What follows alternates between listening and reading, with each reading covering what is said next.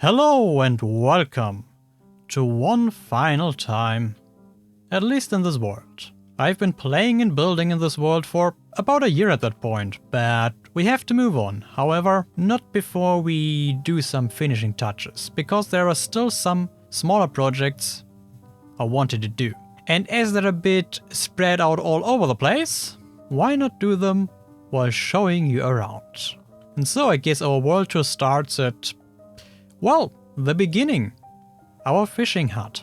The very first building we built once we arrived at this beautiful island, and that, by the way, is still the original campfire, and that's why that's still out there. Even though it looks super random, and it pretty much is, but it's a reminder of the early days. And I would say that this is my best starter house I ever built, by a long shot. So I was able to have, not just a standard box, but some different elevations. Of course, that leads into the tower. Especially our cozy sleeping bunker up here. Our original storage system, which didn't last very long, as you can imagine. Yeah, our smelting setup, there's still stuff inside there. No, I emptied it all out. But there's still tons of stuff here. I mean, and that's the reason why the place is called Copper Island. Just in case you weren't able to tell. And there's also a basement to this, but we'll come back to that later. Of course, here's our family of Uno, and I named you something. I never named you anything, I'm pretty sure. Uno, name forgotten and name not available. I guess if you still have names for these two or can remind me what I've called this cute puppy, let me know. But from our starter base, we very soon, and yet don't ask, we very soon expanded to our very noisy sheep hut, where there were llamas in there once, but that's a tragic story. And that barn was supposed to be a small barn, similar to my 1.17 Let's Play world, but it kinda grew massive. A lot bigger than it was supposed to be. And it even has an attached greenhouse. It's not very big, but it does the job. It's very quaint if you ask me. And one thing I did do already in between episodes, in preparation for this video, is to finally furnish the upstairs, because for some reason we never did that. I guess I was waiting for hay bales to have those, and now we technically could get them, but I decided for something different instead. We just have what could be used as a storage system, even though these are all empty. And yes, that is our Enderman, who is very lucky to be covered, and whose name is Carl. I'm not really sure what exactly is happening, but because he's on stairs, I think he's pretty much trapped here. For a long time at that point, he hasn't been able to teleport away, but he's also not despawning, so yeah, that's Carl. Still hanging in there. But if we go back down, and I guess it's kind of fitting that it has started raining, because I complain a lot that it always rains in this world, and it's kind of true. But I guess that's expected if you're out on an island. It just always rains. Oh well. Here we have our wheat fields, or crop fields, with this beautiful small passageway down to the sea, which I added in with the terraforming. I just love those quaint ways up and down. It's very cozy. Very, I don't know what the word is, but there is something very comforting about that. And here it gets into the proper farmlands, where we have rolling wheat fields, as well as our windmill, which was a fairly recent addition actually. So we are jumping a bit in time. That's alright. Let's try... yeah, about that. Oh well. Oh well. Yep, that's our windmill, and it's actually functioning because we have those things. So when we put wheat in there, ideally more than just one piece, and we activate it. Wait, how did... oh yes, that automatically activates when it's completely full, because that's the hay block maker. This, on the other hand, you have to switch on and off. That's just the bread maker. I probably should have... Okay, I'm gonna show you, because that is the worst demonstration if it's not actually a full demonstration, right? So, you put wheat in here. Into those millstones. And then what happens is that it outputs a hay bale. Of course, the rest is still hanging in there, waiting for more wheat to come. And this we have to activate. And then we've got bread. It's really useless, obviously. You know, using a crafting table is much quicker, but it has a certain sense of beauty to it, doesn't it? And we also have an upstairs, where we can just look down into the shaft of the mill. You know, that leads towards the blade.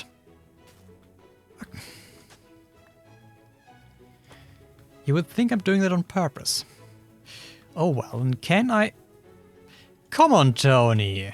I guess we will get out on the boat later on, so I can properly show you the windmill where I'm a little bit proud of, because I love it. And there is another quaint corner. Once again, through the tunnel leading towards the water. And yes, there's a small boat dock. And these little things that serve no other purpose than to be pretty are so important for every Minecraft world. Because that's when it feels like home. This was actually our first big building. Yeah, I don't know. It was a third building after the barn, which is our mob farm, but we will go back to that later.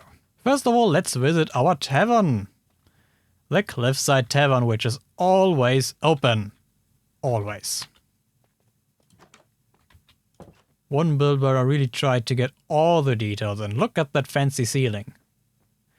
We have many paintings like you would find in a tavern, many tables, a very crowded place, and even some beds for people who are staying overnight. Even though it's really basic up here, but I guess it gets the idea across. Small kitchen setup with not so edible things. And if we go all the way up here, there really is just another tower. Oh, that is also something you, even if you watched every episode, you don't know yet. But we will come back to that. We will come back to that. And we have a good view over that path, which winds through the wheat fields. And yeah, also there I gathered some stuff, because we will need some more packed mud later on. So sorry for that eyesore here. It's what it is. It is what it is. And why have I never filled that in? That's bothering me.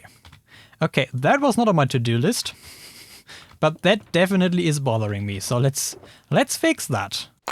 Ah, much better. And yes, it's raining again. Oh well, but we have now kind of a finished ceiling. It's very simple, but that's all it needed. There is still one part of the tavern I have not shown you yet. And that is the basement. Because it's a fun basement with lots of weird little details, I suppose. And when you come out there, you come directly out at the dock, where we can take one of those boats and now show you the outside of the cliff, because I did a lot of terraforming and even modified the terrain a little bit. That wheat field that flows out of there, that wasn't originally there, that is all built up, and that's also why it is kinda... If you look there underwater, you see that it's kinda bowing out. That was me cheaping out a little bit, and I guess it fits the aesthetic. Here you can see the windmill in all its glory. However, this small dock is a little bit awkward to access. As you can see by those ladders, you have to do a little bit of climbing to get out of here. But that's fine. And now we come to the actually first build project I wanted to do today. And that is to extend that path, go through that mountainy area, and lap around the back, not really the back of the island, but at least the back of what I built here. And have it link up over there with the on Aurora, our clipper. So I guess I will just throw you a small time lapse. This really isn't supposed to be long, but just to give you some idea of the process, but obviously I won't show you on camera how I build a path. So, enjoy and see you right back.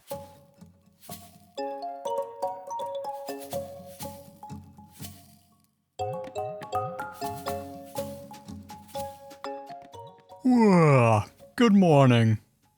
Oh, the path is done. Let me show you the finished result. I've also did a little bit, you know, towards the side, so we don't have just quite vanilla lumps of rock work, but it's a little bit nicer to look at.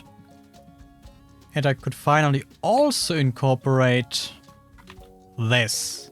We'll come back to that later, don't worry. But because we have this naturally formed hole, I want to have a safe place where we can actually look into it. I guess it's not really safe when you jump onto the banister. It's fine. It's fine. What should happen, you know?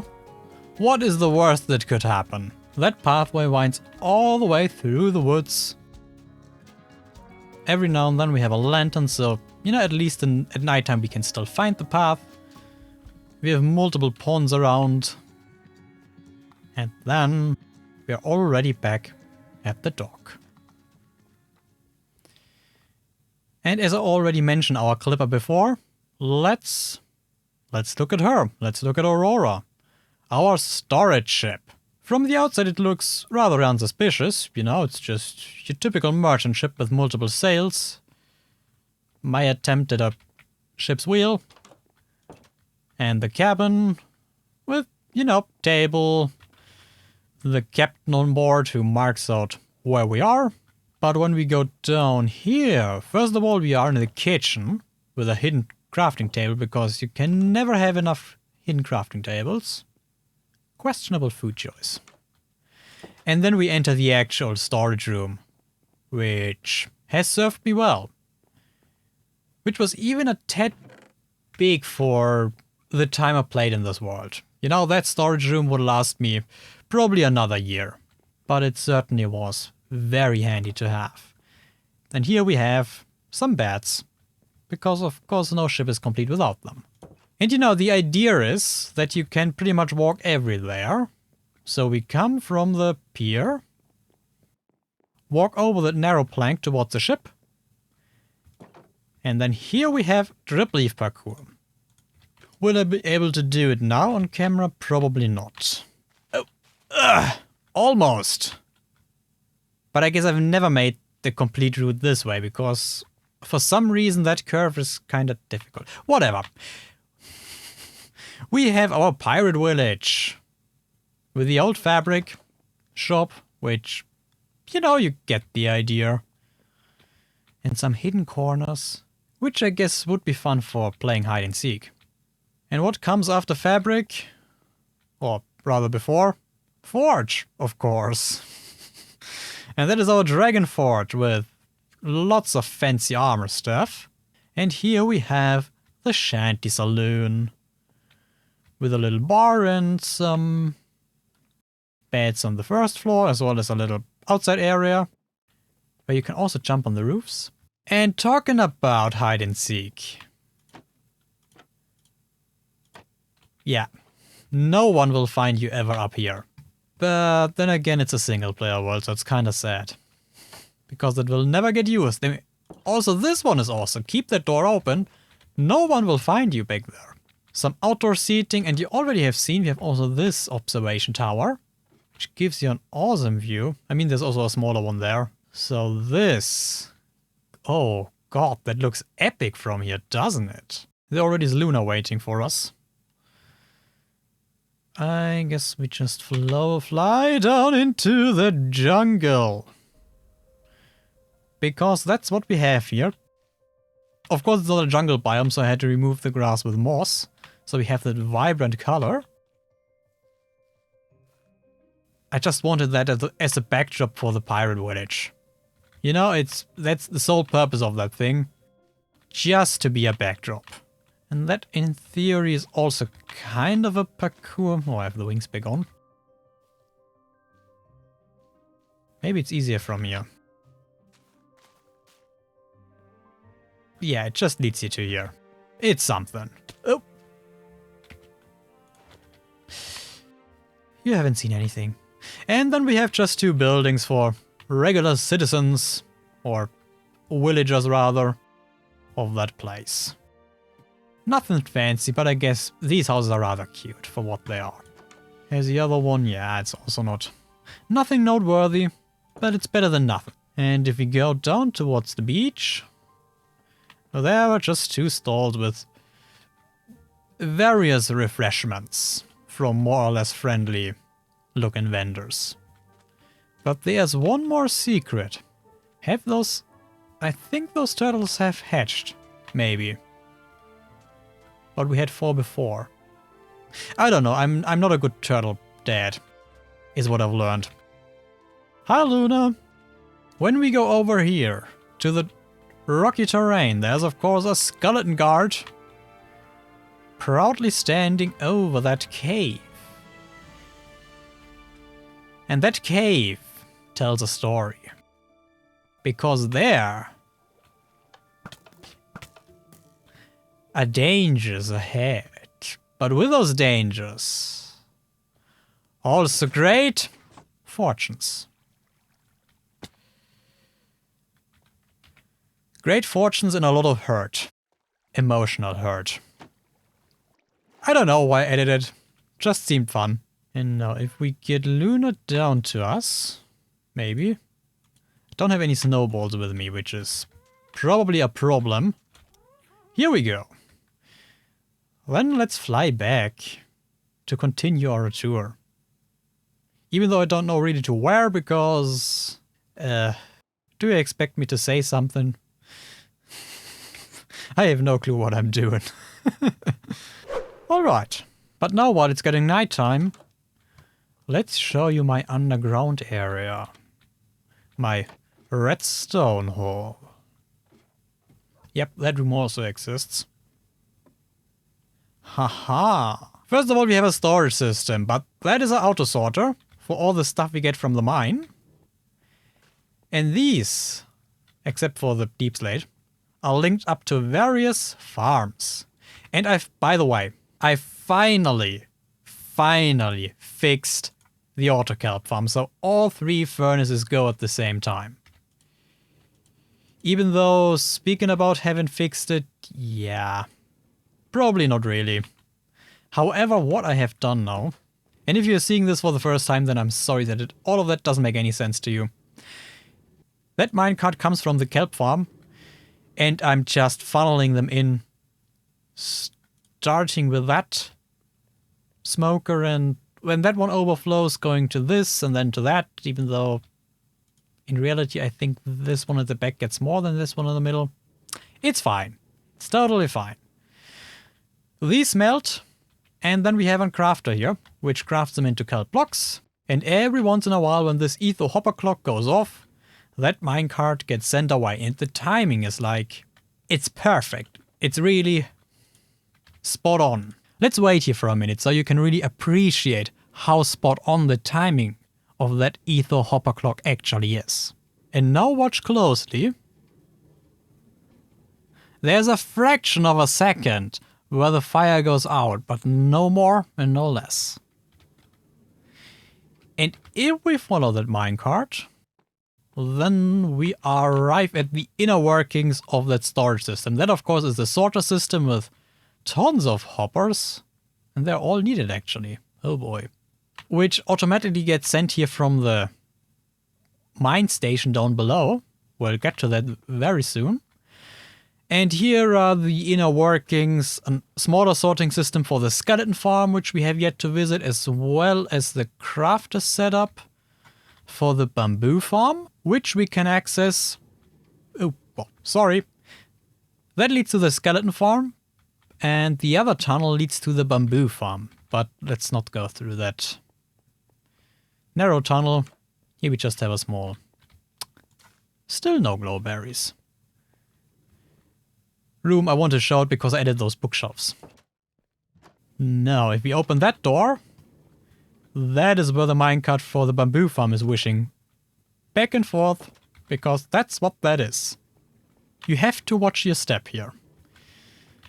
And we have multiple chambers, so that farm is very quick. Some observers here and there, and produces way more bamboo than a single elf could ever need. And yes, everything in this world is accessible.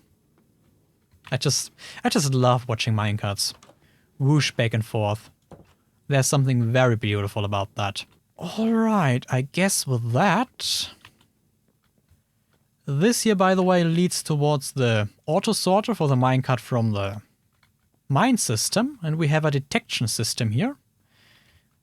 When we send a minecart over there that has items inside them, on this system it's a chest minecart, this one gets funneled out, sends off a signal, and activates that switch.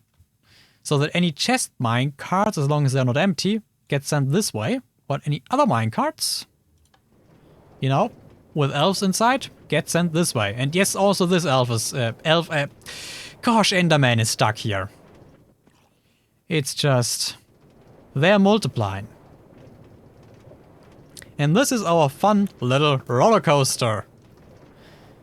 With a little campsite, because that's how we first entered that system. What is that? Is that a sand block? Yeah, Endermen are busy here. They are very busy here. And we are now down here. There's a creeper creeping. Guess it's pretty dark down there, so fair enough. Yeah. If we send this on its way, you know, if you activate them, both power off, so that automatically if only one minecart is there, it's up front. So whenever something comes in here, I have no clue if you've spotted that. Also the system goes off, because we have in this system 3 pockets but also 3 minecarts, though it could be that both of these pockets are full, and then a third minecart couldn't enter. But because of that detection system, one gets automatically sent away. And the second one sent to the first pocket. And technically both of those minecarts should... no, only the chest minecart should come back. Yep, there it comes. The other one... no, the chest minecart was the second one I sent away. Alright.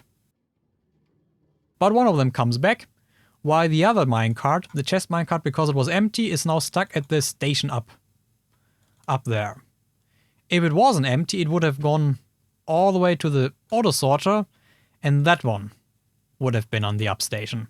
And that means that there's always one minecart at each station. Then this is our mine, but yeah, I don't think I have to show that to you. We also have a deeper level at Diamond and Deep Slate area, which is down there. There is our moss farm and stuff. So let's maybe go back up again through the return tunnel, which isn't as interesting as the way down. But we have now an art gallery here. And that... okay, now it's open. That's our kelp farm. These flick because there's redstone back there. I can't do really anything about that. And there is our bamboo farm. That tunnel leads right back. You see, that system is fully automatic. But there's also, in case we're trapped here, just the door, which brings us back to where we have been before. Yep, Nether also, I spare you with that, because we haven't built anything there. And this tunnel leads to our skeleton farm, where we can manually unlit the fire and then wait in our AFK room with some chainmail and a bed and stuff. And eventually, something should drop there. And of course you would wait here for a while, so it's more efficient. And you don't need a flint and steel at your hand, because you can just light it back up. And that means that the minecart down below there is full. So we can just send it away, and eventually it will come back and grab all that stuff. So I don't have to cart it back and forth manually, because who does that? And if we go up, then that leads directly into the skeleton tower, where you can see all those fools dropping down to their demise. However, that room isn't empty upstairs. I mean, I should maybe also show you the ceiling, which is kind of epic, isn't it? The ladder isn't quite as epic in comparison. Oh, and also here, I totally forgot about that, is a hiding spot. It's a bit tricky to get in. No one would find you in here. Pretty certain about that. But if we go properly up, there's Frank, our mending librarian. We haven't traded with him in a while, so his prices are not too great, but you know, that can get a lot cheaper. And all the enchanted books, all the leftovers, I have put them in here, as we won't need them anymore, so why not decorate those chiseled bookshelves. I love that area. It is very cute. And there is another story to the architectural side of the build, but I don't make it accessible because really there is no need. The floor plan would be so small up there. Oh yeah. He never got a buddy. I guess that's fine. But the second story, yeah, you can see. We could even put a third one in there if we wanted to, but there really isn't any reason. How? Where? You belong inside the farm, not outside. Gosh. Oh well, but I guess there's only one thing left I've yet to show you. And that is our community hall. The pride and joy of this world. With... yeah. Those Let's Players who inspired me the most. Let's just phrase it at that. I've already fangirled enough about that in a previous episode. We don't have to repeat that. You should be familiar with those faces, right? So there isn't a lot I need to tell you. But that whole thing is kind of the Stardew Valley Community Center where we just collect things, like my original iron armor. You know, just random stuff. And finally the llama collection is complete. Also this is a complete collection, oh yes. Yeah, but I don't have sound effects, that's a dude outside. Maybe we go down into the nether first. Because we have more what I was about to say. We have... Seriously, dude, now. That becomes a little bit embarrassing by now.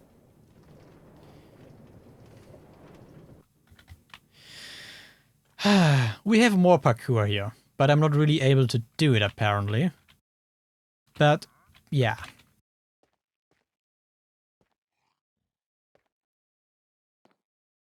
And that just brings it over here. There is really nothing here, it's just though that's there. And we of course have also the nether display with another dried cast. I feel kind of bad for leaving that guy here, but it's what it is. It is what it is. And then we are in the underground area, where we have our mini block collection, the rare regular diamond ore, a naked armor statue. You know, all kinds of things. All kinds of collectibles. And then there's the underwater area, with our singular sea pickle, and our trusty trident.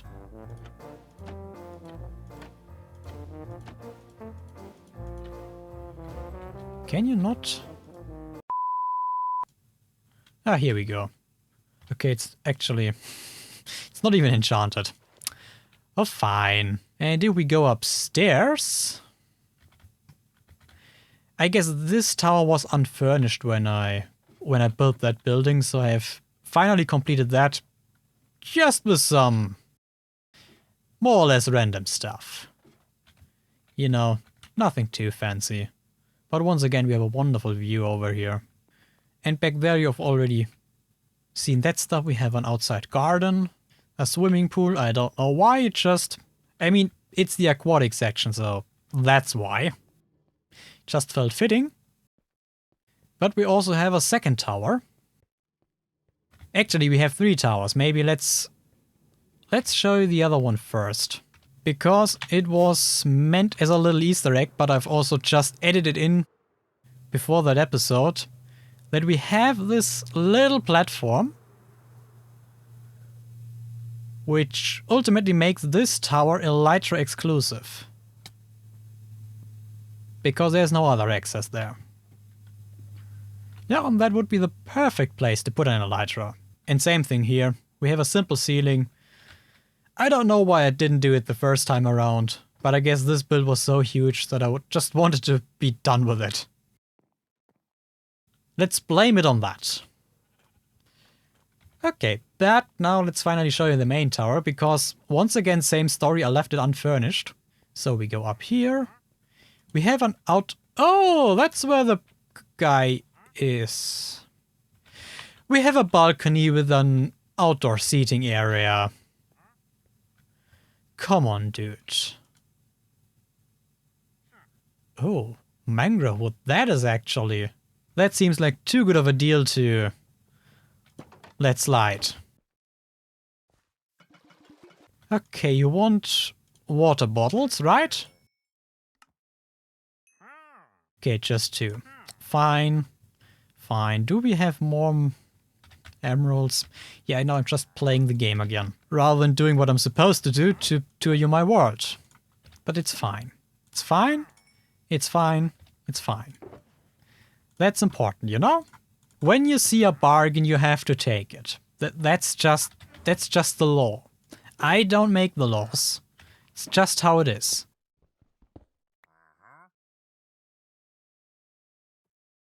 And now with that out of the way, I can show you the tower. Oh, there's our pirate hat. Where I learned to put mending on it because the first one broke. Which is kind of sad that we have lost the original pirate hat. But I guess that's just what it is.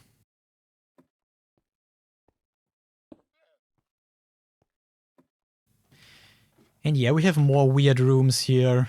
It's... Don't question it. But up here, I have, like I had planned back then, a map. Unfortunately, the whole island doesn't quite fit, but the area we have built on does fit, and it looks beautiful. It really looks beautiful. I'm really happy with how that turned out. And by the way, if you've watched the series, you might realize that on those plateaus there were some islands, but I decided to remove them because they were just too close, way too close, and were kind of taken away from that island feel. That mainland back there is fine, but those had to go. And I also removed more islands all around that place, but mostly they were just very small ones. And other ones I kept that I liked, or that are too far away. But we are not quite yet done. I am aware that the whole tour gets a bit chaotic at that point, but that's just how it is. So if we go down into the basement of the community center again, there is even another basement, a deeper basement, which is reserved for the end. There's even an Enderman in the wall. How fitting. I guess that's the Enderman from the minecart tunnel, because that's pretty close to here. There's the egg, and just like in the real end, when you jump into the portal, you get sent back to the overworld, where we are in our cute little park, where we can enjoy the daylight. Oh, and we see our path that we've built here. I love that world, but there's still one thing that's left to be done. You know, on that beach area, for some reason we now have 2 creepers and boats, and also there's a warrior, our fearless pig who helped us fighting some pillagers. There also is our enchanting cave. Our enchanting setup. But, you know, you see those 2 creepers. We never really did anything with that guy. That's our original one, this one is new. At that point I just leave them there. But they are really reminding us that we haven't really done enough for the creeper gods in this world. They haven't been too much of a pain to to be quite honest. I don't think they've killed me a single time. That's probably a lie, but let's just go with that. However, we do need a creeper statue. Like in every proper Minecraft world, you need a creeper statue. So let's make that our final build. And here, on that sandbank, right beside the creeper and the boat, is the perfect space for that. So, for the final time lapse in the series, enjoy!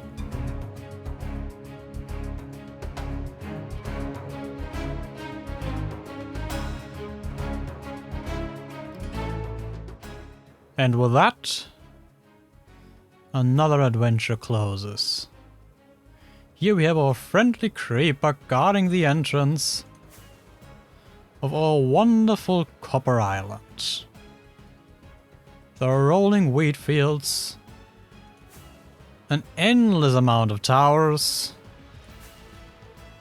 a cozy pathway, as well as our pirate island. Let's look at it from all the way. From the sky. Oh yeah, I love that. I think that island turned out great. I might be biased, but I think we did a good job here.